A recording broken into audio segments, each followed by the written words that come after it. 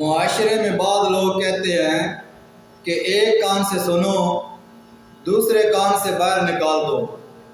کوئی ان کو بتلائے کہ دو کانوں کے درمیان ایک دماغ بھی ہوتا ہے جس میں چیزیں باقی رہتی ہیں۔ ہر زخم بھر جانے والا نہیں ہوتا، ہر درد وہ مٹ جانے والا نہیں ہوتا۔ بعض کہتے ہیں کہ درد چہرے کی مسکراہٹ اور دل کی دھڑکن کو کھینچ لیتے ہیں، چھین لیتے ہیں۔ اس لیے اللہ تبارک و تعالیٰ قرآن مجید میں ارشاد فرماتا ہے وَلَا تَحْسَبَنَّ اللَّهَ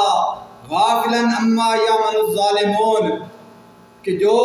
کسی پر ظلم کرتا ہے، کسی کا دل دکھاتا ہے، کسی کو تکلیف دیتا ہے، تو اللہ تعالیٰ ایسے ظالم کو نہیں بلاتا۔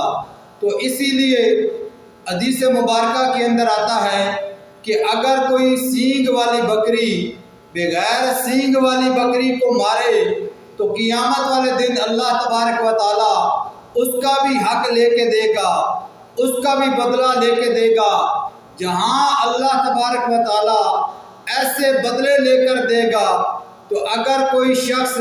کسی انسان کو تکلیف دیتا ہے، کسی کو دکھ دیتا ہے، کسی کے اوپر ظلم کرتا ہے، کسی رشتہ دار کو تکلیف دیتا ہے، اپنے بھائیوں کو تکلیف دیتا ہے، اپنی بہنوں کو تکلیف دیتا ہے،